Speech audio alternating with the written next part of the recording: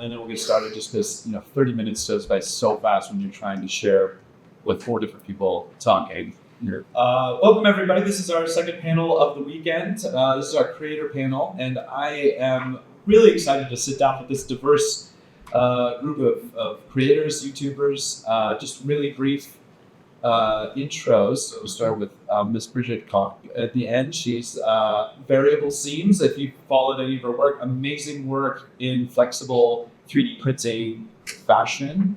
Awesome to have you here. Thank you. Mr. James Bruton, who local, not quite a hometown hero, but a local favorite as well. You may have seen some of his amazing projects on YouTube, his ball bike and the dogs and all. I mean, too many to name really, but welcome. And then the team here from Project Air out of near Sheffield, right? Mr. James and Miss Emma. It's nice to have you here as a team, even. That's good. Well, it's nice. Very good. So when I approached each of these individuals for a theme for our talk, and having done some podcasting and had a lot of conversations working with creators over the years, one of the common threads that I've always found, guys, is when I asked for the origin story. It's almost always, well, I just wanted to make cool shit, right? Like that's it. And YouTube and being a creator has enabled us to share that with the world in a time unlike any other, to the point where if you ask any kid that's coming up and the same age, you are the celebrity of the modern era. You are the, it's not so much actors and stuff anymore, but you ask a kid and they want to be a YouTuber or they want to be a content creator or influencer or whatnot. So I guess my first question to you guys, and I'm just going to start heavy, is what responsibility do you feel like that puts on you as, being a role model to those out there that are watching you? Bridget, I'm going to start with you. Come on. Yeah, I have a really good example for that. So I used to do a lot of experimentation, and I love just trying stuff out rather than reading anything. So I'll start doing it first and then figure out whether it's a good idea. And a while back, I thought I can 3D print on glitter vinyl, and the glitter will transfer to the underside of my print. This is before the flexible plates had that. Later on, my friend messaged me and they were like, Bridget, do you realize what kind of fumes are released when you put heat to vinyl? And I was like, oh shit, because I know what I can put in a laser cutter and what I can't. But I didn't consider that. And other people are copying what I'm doing. And I put a huge disclaimer on that video saying, guys, just don't do this, actually, because it's a really bad idea. And after that video, I've been starting to think a lot more about what I'm trying is fun, but definitely add disclaimers to things that you probably shouldn't do or should do responsibly. James, I'll say Mr. Bruton, because we have 2 James up here. So, do you fancy yourself a role model then to people when you're making stuff? Have you ever thought of that? Yeah. So expanding on safety, the one more bike I built is terrifying. People keep asking for a demo, but I didn't want to ride it. I didn't want to ride it in an empty hall really, because that's how scared I was. And I did a bit. I say words, but I didn't have a radio mic on. We said, we'll have to film that bit again, but I survived that far. And I was honestly like, shall I just go home on all my fingers? So all my stuff is open source, including rideable ATAT. The library wants to build a rideable ATAT or something else dangerous with 6 kilowatts of motors that can match you. So I'm actually starting some smaller projects that are more accessible with an Arduino Uno and 6 servos that are also out on my table. There's going to be a series of things that are accessible and cheaper that you can use as full printer to make. And they'll have documentation on the wiring going around, all that. So actually that's the responsibility cost. That's nice to hear. Obviously, you guys are doing a lot of work on things that might not always be the safest as well. Is that the safety a big consideration for you guys as well? Yeah, definitely. I mean, definitely the responsibility to play by the rules and to make sure you're not breaking barriers and stuff when launching rockets. Because with our channel, Project Air, we're not picking about the one. This one works, so I can't hear anything else through that. Sure. Hello. So so our channel, Project Air, is very Is that looking at? Yeah. It is all about like, aerospace engineering, but DIY and that all. So there's a lot of sort of rules that you actually have to adhere to, like can't fly a rocket over a certain height or airplane over a certain height and that kind of thing. And so yeah, definitely want to be putting out the right sort of, example, but while pushing the limits, making it really entertaining when I do it again. So yeah, but on the flip side, I think, you can show people how not to do something, or you can, but you can sort of be inspiring in a good way. So what to say about the problems thing? Like, it's definitely been a big thing for me that I was inspired by other people. When I was starting the channel, and then I went to school until I about thought I suppose. That's really fantastic to hear. Can you guys think of any inspirations that you pulled from when you were first starting your channels that you were trying to model after, or did you even think about that? Iron Man as well. Or Iron Man. So, what about you, Brigitte? I don't think necessarily it's like a specific other YouTuber that I found interesting, but more like designers. So I think Eva's from Herbert. I don't know if many people here know, but that's like, she's creating some really, really cool stuff. So that would be my couple more. But I'm glad to hear you say too that it's not a lot of the consistent conversation I'll have with creators too is the importance of actually like making sure you're doing your own thing and not and that's finding your own voice as you started. How long would you say it's taken you to find the rhythm of like what you're iconic, what you're known for? I would say I haven't found my voice yet, personally. So you feel like you're still in progress? I'm still in progress. I think design-wise, yes, but video-wise, no. Interesting. James, you've been doing it many decades. Yeah. Seriously, yes, since 2012. But I still don't know what's going to do well. I didn't even know ball white would do well because the balls are like round wheels. I don't think they got it. It did 10 million views. So I don't know. I don't know what to do. And you guys, do you feel like there was a plan in place when you started, or was it just like, hey, we really like to guess it? I mean, it's always an evolutionary process, isn't it? Keeps changing. Yeah. But like, yeah, I think you end up going down a certain format and take the freakhead influences. It might not just be like, as I was saying before, like another YouTuber or something. Like maybe like a TV program I watched when I was a kid or something. And the better main this one like this. Yeah. And influences from whatever aspects. Yeah, things getting like added into the mix. Yeah. Emma, I wonder if, as a team, correct me if I'm wrong, but you guys are basically one-man wolf packs or one-woman wolf packs, right? Yeah. Lone operators. You guys operate as a team, and have you from the start? No, so you started literally about pretty much 2 years ago, like last Tuesday. Yeah. But so I've been doing it about 8 years, I think, since I left university.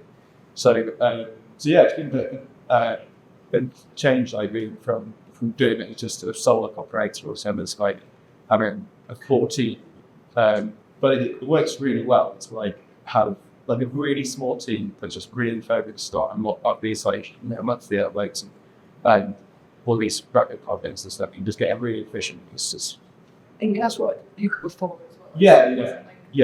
A whole change. Yeah, absolutely. Yeah, I've sort of like worked with friends and stuff before, and I knew what was going to what I had to spend full time.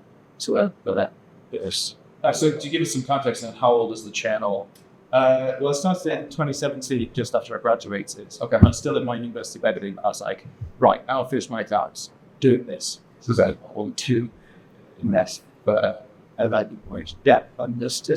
And Emma, can you speak to the process of like how the two of you work together and how you might approach like when you have an idea, brainstorming? What's that been like?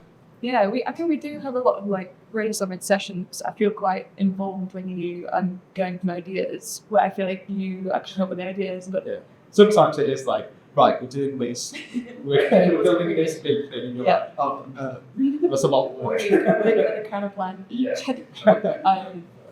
Yeah, so it's quite back and forth in most of my kids. Yeah. It was long.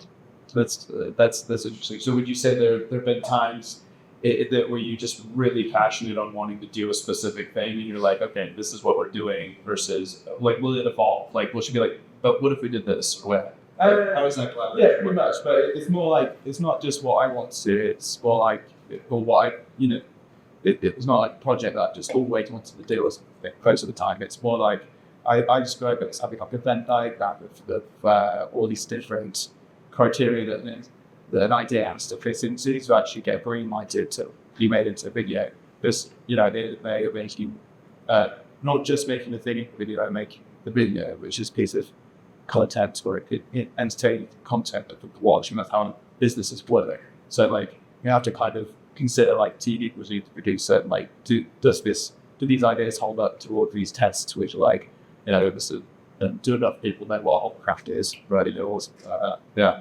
And then upgrading to have an input, figure out stuff like the equation. The press account. Yeah. With stuff. We do it all. Yeah. Very interesting. James, Mr. Bruton, I would have to ask you, as a longtime observer of your work, I've been quite impressed by how consistent and prolific your production is. Like the operating as a business is not often something that's really observed or seen, but it's incredibly important, obviously, the process to be organized and consistent and holding yourself to account to, consistently create stuff. Can you speak to that? Well, I did weekly videos for 8 years, so starting out, and I've had a full-time job during that time as well. It's quite. So what is it? You don't sleep, or Just more sort of on the weekends and evenings. But it's my full-time job for 7 years, so it's not quite so bad. But I have actually reached back, so sort of monthly. I'm trying to get back to every 2 weeks. It's really difficult to do now. I don't know how I did weekly. yeah, I mean, you're doing long. We're not talking about shorts here either. We're talking about 30-minute plus on average, I would think. 20 minutes really. Yeah. Plus. Yeah. And have you found that to be the sweet spot for you then? Probably, I don't know, because there are channels that have much shorter videos and they still have millions of views. So they say that watch time minutes is important. I guess we don't know what goes on in the algorithm around how the channel gets marked by the algorithm, whether it's good or bad. Yeah. I'm sure it's suspicious there's some weighting on it. Yeah, in terms of reach. Oh. One of the other things I want to point out about what you do that I find to be somewhat unique is that given how long you've been doing this, the fact that you're not a massive hoarder, the way that I feel like I've seen a lot of creators where it's just like they refuse to do a project and then take it apart and use it for stuff.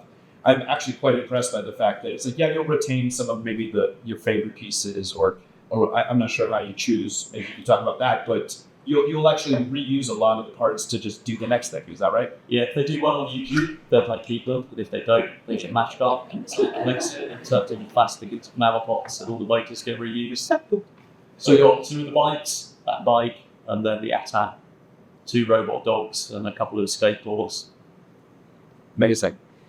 Brigitte, I want to ask you about something that I found interesting. You are soon to be published. This isn't a secret, obviously, and you've been working on a book for quite a while. Probably feels like forever at this point. But it's off, and when can we see that? And what has that process been like as opposed to creating YouTube? You've gone into a different medium.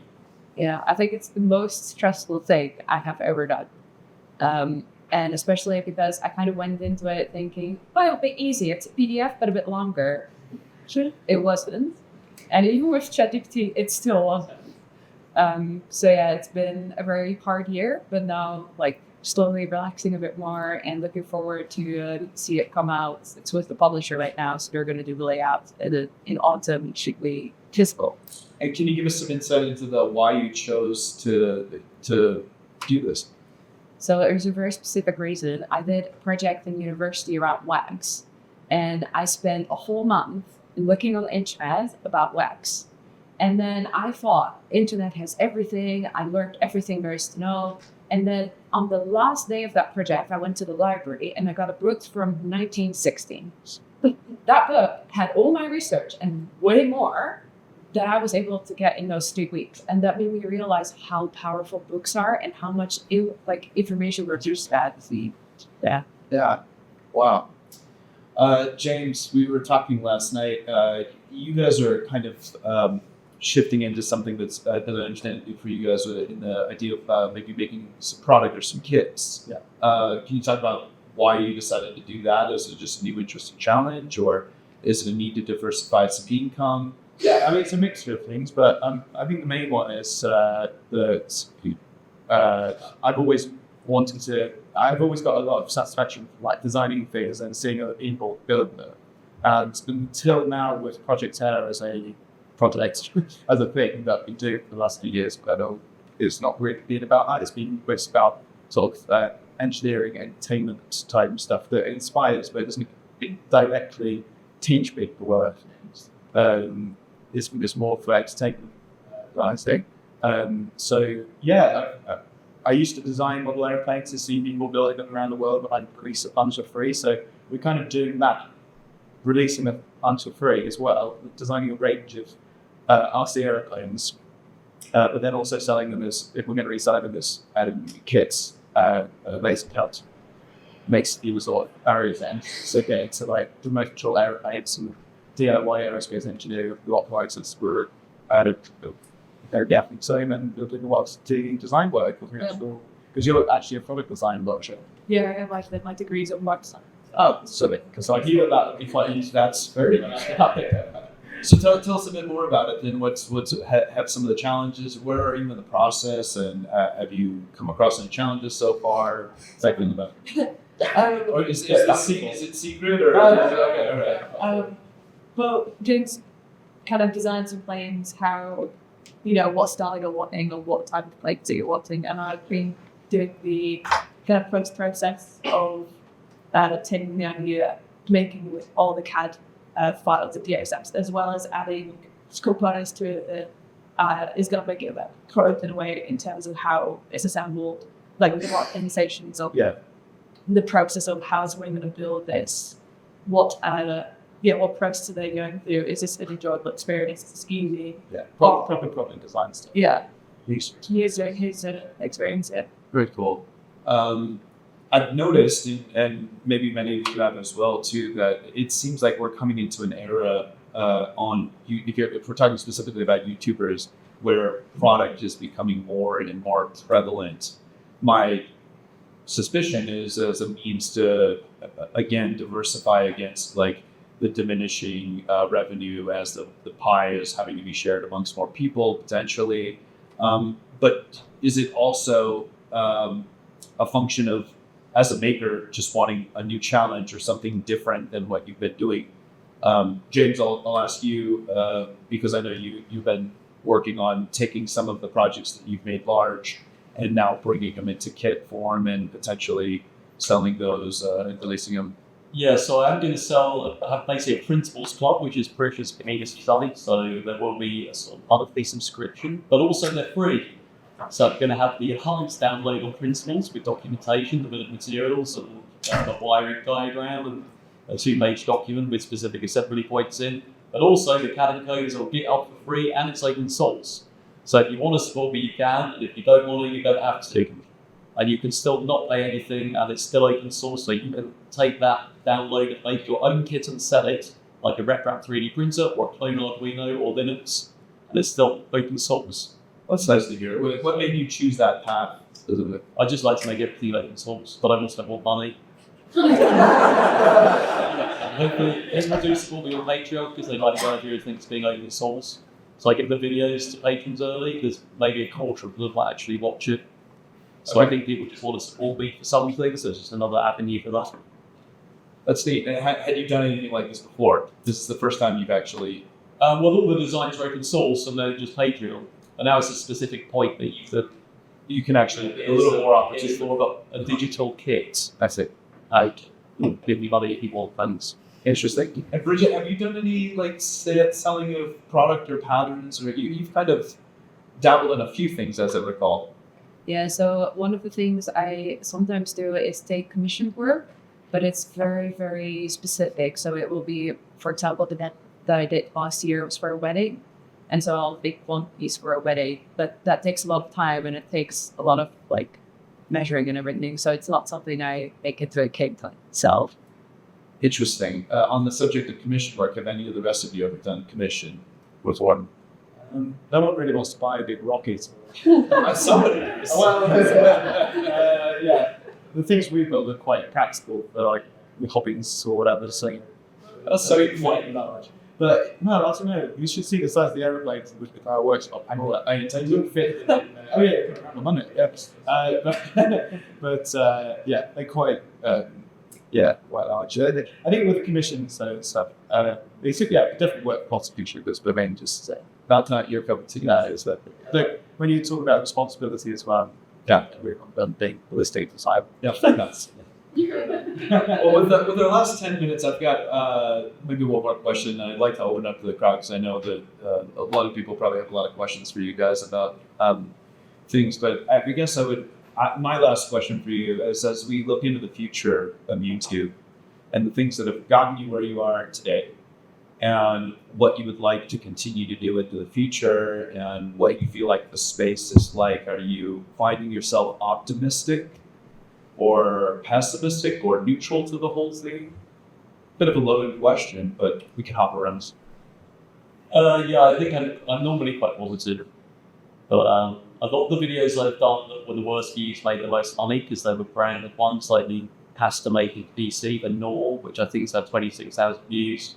They made quite a lot. So it's also kind of a commission that's in disguise as a YouTube video because it's for their own advertising campaign. So I seem to get quite a few of those, and they go and come back for another one. So I think almost it feels like my channel's an advert for me making these things, so brands maybe to make something for an advertising campaign by the way there's a video.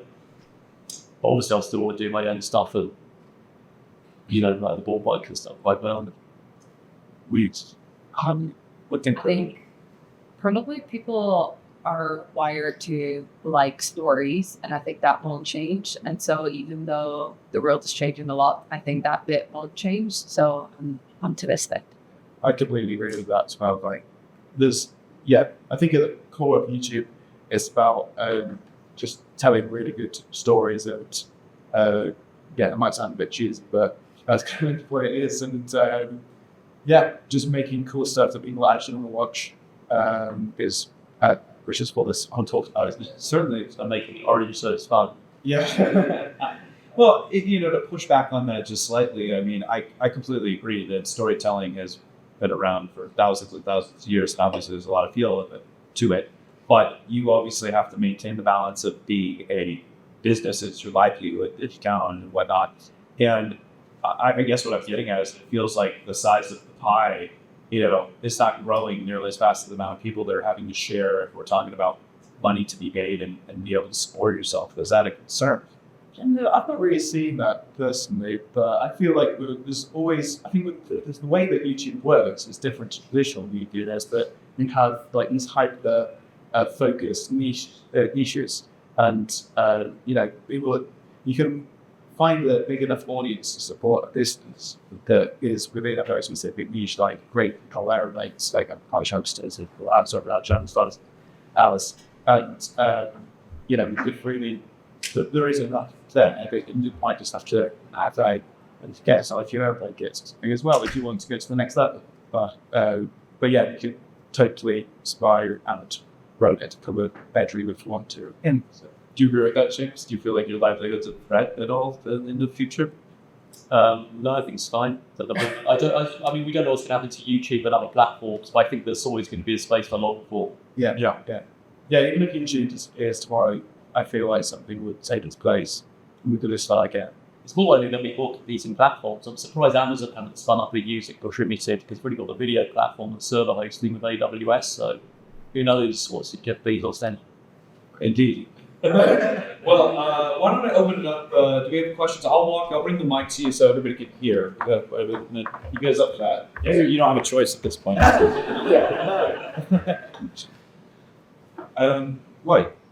Well, several. I'll okay. First of all, you talking about platforms. Have you considered stuff like them, other things like this to be on there? Of course. I've heard of it. If I was not familiar with Nebula, there's a couple of like kind of private, smaller network, online network things like this where they can distribute. Nebula being one. I think Lightstack has a one called Philip. I think has other business. Yeah, I think speaking for myself, I've not really. I really like YouTube because it's so open to everyone and like widespread around the world. I think there's like some ridiculous statistic like all the phones in the world, they all come with YouTube pre-installed, like because they're all like massive percentage of Android phones that all have it installed. So being able to tap into that and reach all those people it's the difference between that and just having like sort of like closed behind doors thing. And yeah, I don't know. I like the sort of organic bullshit you get. Have you ever tried the Chinese equivalent? Oh yeah. So with Microsoft Start, there's some Microsoft thing that got all the videos put on, and they didn't hardly any views and didn't make any money at all. So I guess you've got to go where the main bulk is. Yeah. One of those platforms pay us for exclusive content to boost it, something like that. Yeah. Do you get like much like structured engagement from government, like or education is like inspirational people for the cost design and engineering and so on? Is there anything to structure there? I'd like this. No. No emails have come in. Probably want to speak to kids about stuff where it's sat there about education and commercials. They can't would.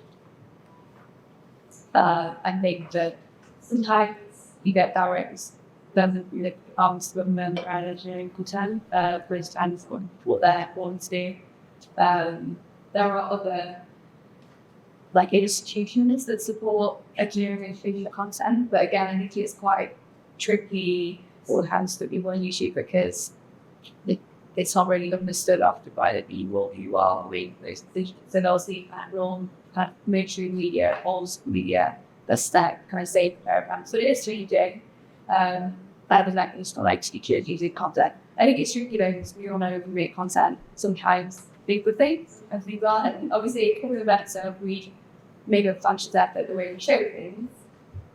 I know that's always the same on that, and that's the influence that people up. I know big brands obviously give me say paradigm people work like that. I know that they're work with not that great because they're not seen as the two.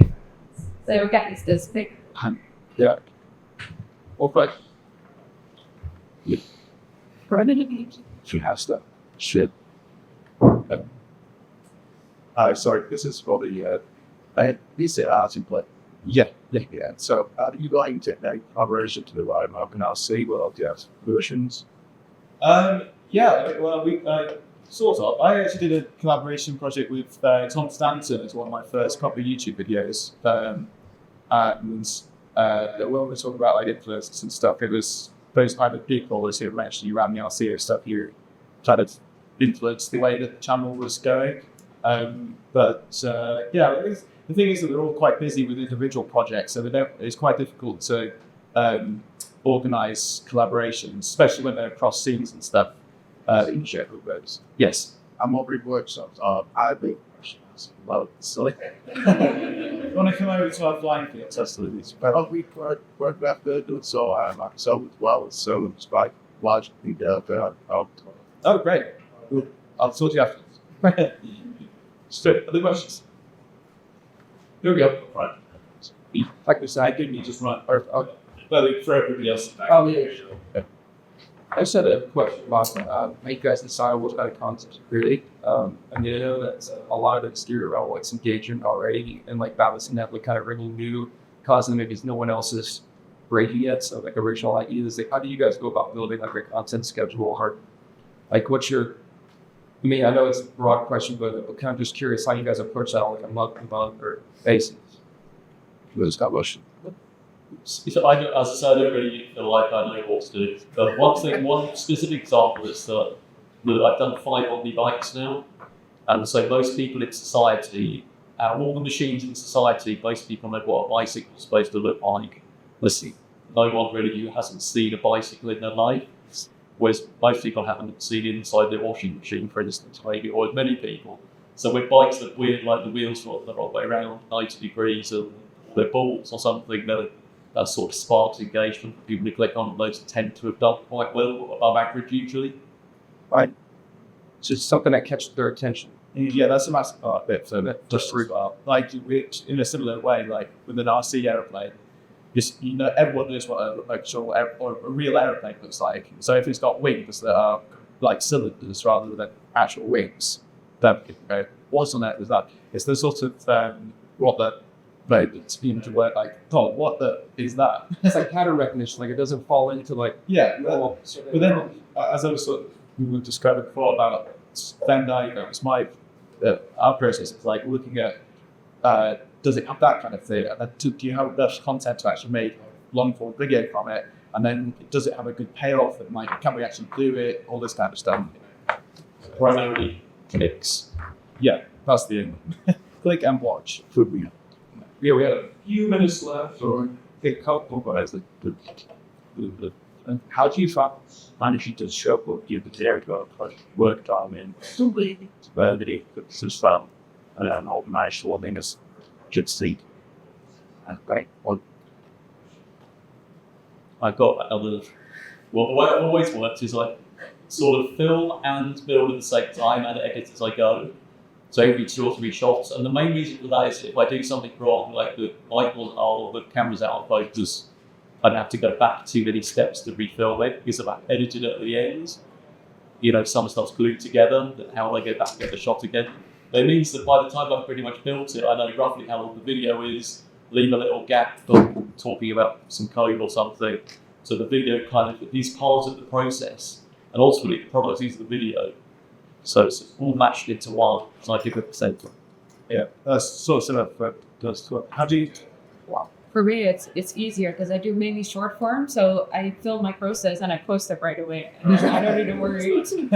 I've done a couple of long form videos, and I actually asked the same question, like how? Because I've had situations where I built something and then didn't film it, and I was like, and so I had to reenact sections in that video, just never even make it. Because we've had a few problems with that actually, because it's like when you're doing R&D stuff, then you do it just what I call that's engineering stuff. And but then if you don't have a camera to it, it's also out of sync with if you do have a camera with what I'm like to do. Yeah. So then it's matching.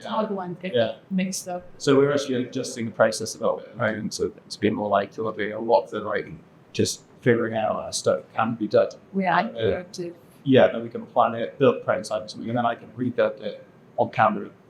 Sort of pretend that was the first time. Just film everything. We could do, but I don't know how it's that good out. Yeah. Okay. All right, we're going to do one more question, and then if you guys have questions for you guys will be here the rest of the day. So Just the blue flight suit wandering about and that just all right. All right. so when you that, I'm surprised him. I know you obviously editing some of them and when getting videos. I noticed a lot there's been a huge push and those shorter clips and sheets, days last. And so I've been kind of concerned, do you ever consider that maybe the boostable short videos of has a negative effect on just that these kind of just coolings? Does that press sort of this I don't know, like this is even with that please. Yeah, Brigitte, that's your fault.